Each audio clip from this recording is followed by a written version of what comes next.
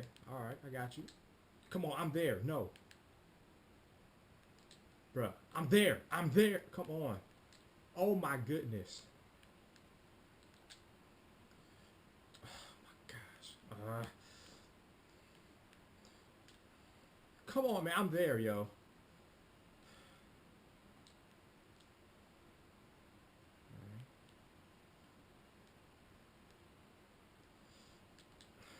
Bruh.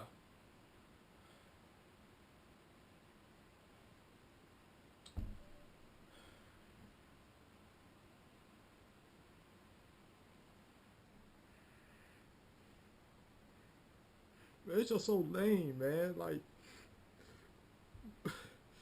how are you supposed to stop that jump, bro? Like that jump is so stupid, man.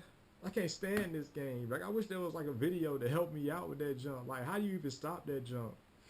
That jump's so freaking lame. Has this ever happened to you? Trying to play the game legit, but your opponent keeps cheesing you? Subscribe to Mr. That Guy so it won't happen again. What's up, y'all? It's your boy, Mr. That Guy, the most adaptable NBA 2K player, broadcasting live. How y'all doing today? So in this video, I'm going to be going super in-depth on the 3-2 zone defense for NBA 2K17. And, you know, I think a lot of people maybe try to employ this zone.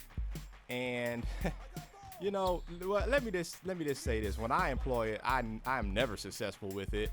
But, you know, let me know in the comments if you've ever been successful playing the 3-2 zone. And no, we're not in the 3-2 zone right now. This is like this man-to-man defense. But I'm about to give the Warriors the ball back, and I'm going to go ahead and switch it to the 3-2 zone. And we're going to get into the nitty-gritty details of the zone. We're going to lock, you know, I'm going to show you guys some secrets. I'm going to show you guys, like, you know, all the like facts, okay? So I'm going to go ahead and hit left on the D-pad and select 3-2 zone.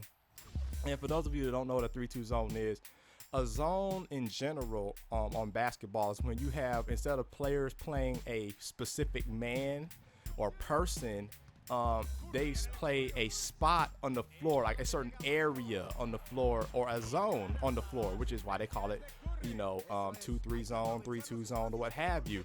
And the numbers and stuff like that, that means like how the players are positioned. So in a 2-3 zone, you have 2 players at the top of like the 3-point line area. You have 3 along like the baseline. But in the 3-2 zone, it's like a flip-flop of that. You've got 3 on the perimeter and you've got 2 down by the baseline, okay? Now, in the 3-2 zone, usually how it's structured, at least this is how 2K does it, at least, because in real life, honestly, you can structure it however you want, like to give your team the best strategic advantage. You can say, hey, I want my point guard to play down in the paint just because whatever, you know, because you have that freedom to do that in real life. Maybe your point guard is like 6'8", you know, and he can just play very good defense in the post, so you really want him down there. But anyway, the way 2K situates their 3-2 zone is like this. So you had the point guard, who I'm on there, Darren Collison, in the middle, right? And look at this horribleness, dude. Like, dude, this is horrible. But you have Darren Collison at the top, right? Top of the key, top middle, okay? You got your shooting guard on the left, top left, okay? Like on the left arc. And then you've got, you have your shooting guard on the right arc, okay? Over here, this is where Buddy Hield is. And you have Aaron Aflalo over here on the left as your small forward. You've got your 2 big men, power forward and center, on the right and left side of the paint, okay? That's how it's supposed to be. I forget which power forward is supposed to be on the left or right on here, but that's kind of beside the point. Just know it's a big man, okay? But actually, I can let you guys know right now. Hold on. So let me just get through this cutscene. So, okay, your center is going to be on the left side and your power forward is going to be on the right side, okay? So, that being said, you may be wondering why I'm doing this Sacramento Kings versus Golden State matchup. And no, not because it's a rivalry, like, you know, like I just wanted to be creative. Like, oh yeah, let's show like a little rivalry matchup. Yeah, that'd be cool. No, I chose this team because for one, the Sacramento Kings had the worst rated defense on this game, and the Warriors have the best rated offense, okay? So you're getting the best versus the worst. And I'm doing that so you guys can actually see how these defenses react to these really good offenses and stuff like that. Like these really bad defenses. Because if I use like the best defense in the game, their AI is a little bit better, so they may react better to certain things. You're not really seeing the true flaws and strengths of the defenses, okay? So because of that, let me go ahead and get into the flaws and strengths of the 3-2 zone, okay? So, for the strengths, a 3-2 zone in real life is really designed to stop three-pointers, okay? So in 2K, it does stop three-pointers to a certain extent, but only on certain spots of the floor. And it kills you on other spots. And I'll be getting to that on the weaknesses or flaws, okay? But on this game, as far as like the arc of the three-point line, the actual curve part, not the flat corners, you know, that is where you're going to really see the strength of the 3-2 zone. Anybody who's pulling up like around this area, okay, is most likely going to have somebody like, you know, defending them. But that's one of the strengths, okay?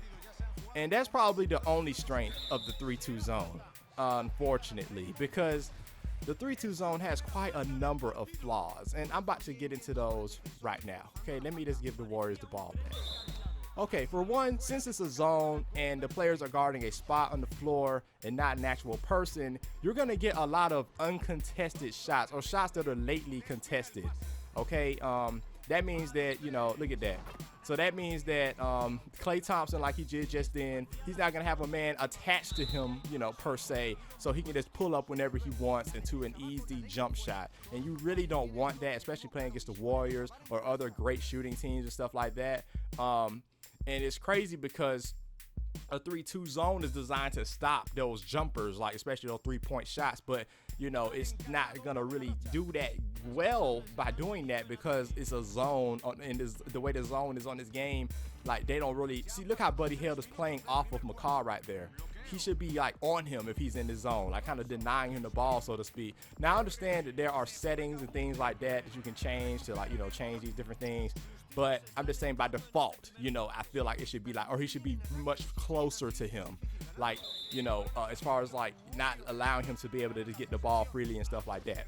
But anyway, moving on to another weakness, wide open shots in the corner. Now look how the zone is right now. Do you see? Look at Draymond. Look how far away coast to coast, and now look at the opposite wing. Okay. That's Stephen Curry getting like a very good look from three right there. Let's look at this again. Okay, now look at the structure. Okay, so we've got, hold on. Okay, so we've got our three perimeter players and we got our two big men at the top of the key. All right, look at this. Look at that. That's a clean shot for Klay Thompson. You cannot let Klay get that good of a look. Now in real life, right? Either your big man, okay, who's on that side, or your small forward, or your shooting guard, or whoever you have like on your right and left side on the like top perimeter of your zone, they're supposed to drop down. Let me show you what they're really supposed to do. Okay, so all right, so you see him right there. I'm supposed to drop down right here, but Buddy Hield's supposed to drop down and then get back to his zone as quickly as possible. And it's just like a pure movement. Like, you know, okay, I'm gonna slide right here for a second to contest and help right here, and then I'm gonna go back to where I need to be, and my teammates gonna help where the other people are cutting, that kind of thing. It's like a chain reaction, okay? That's how it's supposed to be. With NBA 2K17, like the way that it's programmed. Look at him wide open in the corner right there. You see that? Wide open in the right corner, wide open in the left corner. Look. Bang. Okay, but look, yeah, now Draymond Green is not the best three-point shooter in this game, but let's imagine if that's like Stephen Curry, Klay Thompson, Eric Gordon, James Harden, you know, people like that. They're going to annihilate you from that corner. And the corner three is like the easiest shot to shoot on this game as far as three-pointers are. It's a shorter shot, and if you have it wide open, it's very easy to time, and you're probably going to make it a lot more times than not. So I would not play with that fire at all. The only time that I would really play with that fire is if they had like a lot of people who could not shoot on the floor. I mean, a lot of people. Look at that wide open jumper right there. That's just a huge flaw of this zone. That's why I really do not recommend anybody using this particular zone, the 3-2 zone in NBA 2K17. But you know, the thing is, right, if you're going up against a team that has like, I mean, literally like no three-point shooters, like if they're like 5 Sean Livingstons on the floor, like 3 Sean Livingstons and like one David West and one JaVale McGee, you know, you can probably play a 3-2 zone pretty successfully. But still, like, even though they can't really shoot, you don't want to give those guys wide open shots because eventually they're going to hit at least 1 or 2. And, you know, 1 or 2 3-point shots can be the difference between the game. So you really don't want that to happen. But yeah, that's why I just really cannot recommend this zone at all. I mean, just because of the way 2K has it programmed to like react to certain. Look at Iguodala in the right corner. Nobody is on him. Nobody is by him. I see Buddy Hield kind of tried to go over there, but the way this thing is programmed, man, like it's really bad. And you know what? It's pretty much like this, I'm pretty sure, for every team. So, but let me know in the comments if you guys have ever had success with the 3-2 zone, because I'm very curious, because I personally have not had any success. I've tried it out quite a few times. Look at that. Late coming to contest the shot. Yo, that Clay can hit that. Like, he just missed it. And we're on, I forgot to tell you guys that at the beginning, excuse me, but we are on Hall of Fame difficulty right now, okay? So, yeah. Just to let you guys know, hopefully you guys are still here watching, and I hope you guys are understanding what I'm talking about and seeing my concerns here, because I'm telling you guys, if you playing this, you're gonna lose. Like, you're not going to be very successful.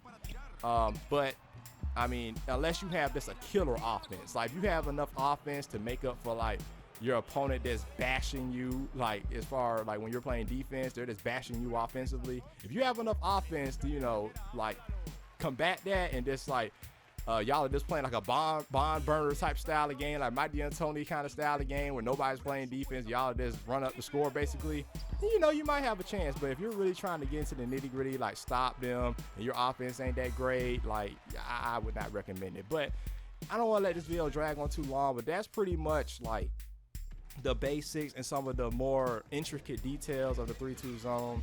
Now, like I said, 3-2 zone is nice to play in real life, but the way this game has it, you know, set up, would not recommend it at all. So that's gonna end the video. If you guys like this video, make sure you like it and make sure you subscribe, because I'm gonna be doing more videos like this.